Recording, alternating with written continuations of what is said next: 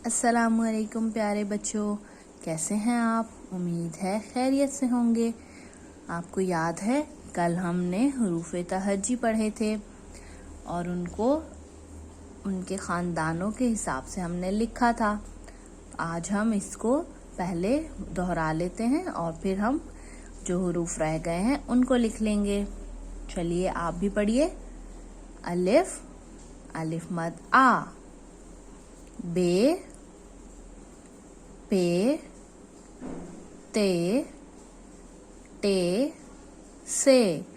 ये 5 हरूफ बे का खानदान कहलाते हैं क्योंकि इनकी शेप बिल्कुल एक जैसी होती है। ये देखिए सारे हरूफ ये वाले, इनकी जो नीचे वाली शक्ल होती है ऐसी होती है। सबकी शक्ल एक जैसी है ना? इनमें सिर्फ नुक्तों का फर्क होता है जिससे हम इनको पहचान सकते हैं। अब है जीम का खानदान। जीम, चे, हे और खे, इनकी शक्ल भी बिल्कुल एक जैसी है। इनमें भी सिर्फ नुक्तों का फर्क है जिनसे हम इनको पहचानते हैं।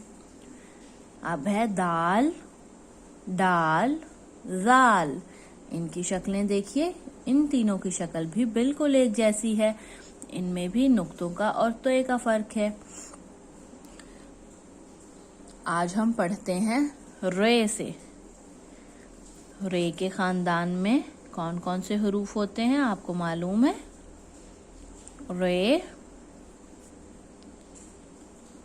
रे, फिर होता है, ये देखिए चारों की शक्ल एक जैसी है। अब हम इनके ऊपर नुक्ते लगाएंगे ताकि हम इनको पहचान लें। रे का कोई नुक्ता नहीं होता। रे के ऊपर एक छोटी सी तोय होती है जैसे डाल और टे पर होती है। उसके बाद होता है जे।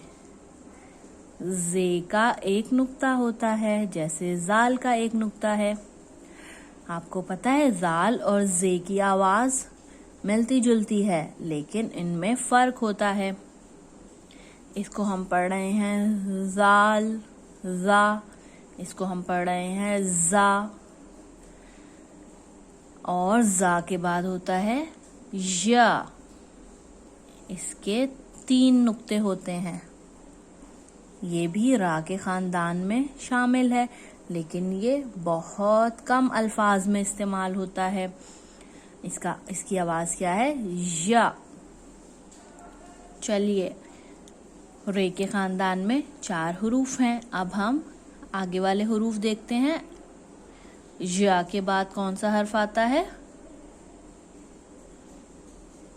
सीन। और सीन के जैसा एक और हर्फ होता है बिल्कुल सीन जैसा। ये देखें दोनों बिल्कुल एक जैसे हैं लेकिन जब हम इसके ऊपर नुक्ते लगा देंगे तो इसकी आवाज बदल जाएगी। अब हम इसको कहेंगे शीन। सीन, शीन। ये देखिए सीन का कोई भी नुक्ता नहीं है और इसको हम कैसे पहचानेंगे? शुरू में इसके इस तरह दंदाने बने होते हैं। और शीन भी बिल्कुल सीन जैसा है। इसके भी 2 दंदाने हैं और एक बड़ा सा गोल पेट है लेकिन हम इसको इसके नुक्तों से पहचानते हैं। शीन के कितने नुक्ते हैं? 3। शीन के 3 नुक्ते होते हैं।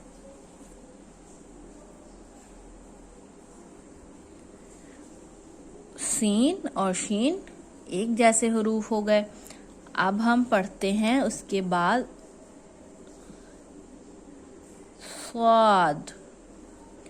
शीन के बाद आता है स्वाद और स्वाद के जैसा ही एक और हर्फ भी होता है। देखिए दोनों बिल्कुल एक जैसे हैं।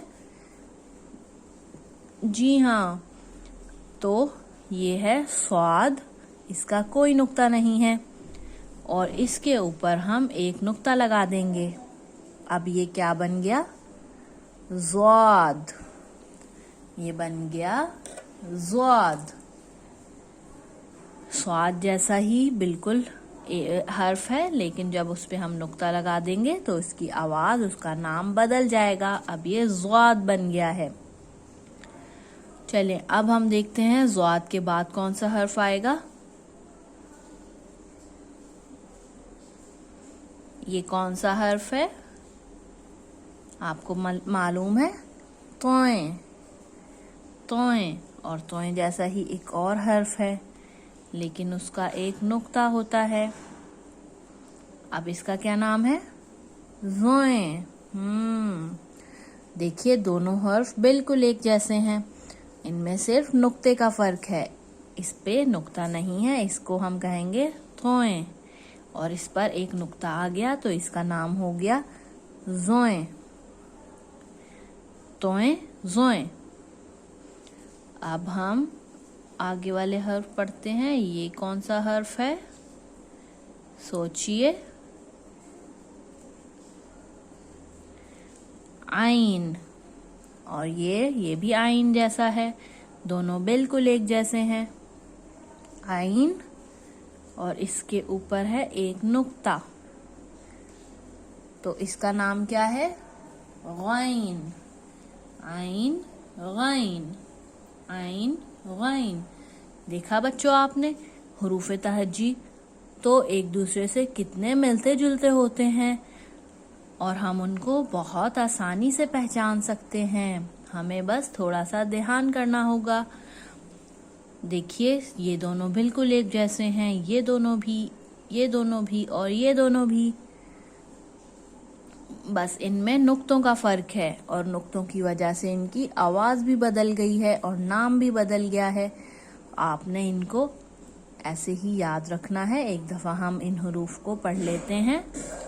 रे, रे, जे, ये। आप भी पढ़िए। सीन, शीन, स्वाद, ज़्वाद, तोए, ज़ोए, आइन, गैन। ठीक है बच्चों, आज आपने यहाँ से यहाँ तक हुरूफ लिखने हैं और सारे हुरूफ को अच्छी तरह से देखना है, पहचानना है, ताकि आप उनको कभी भी ना भूलें। बाकी के हुरूफ हम कल पढ़ेंगे। अल्लाह हाफ़िज़।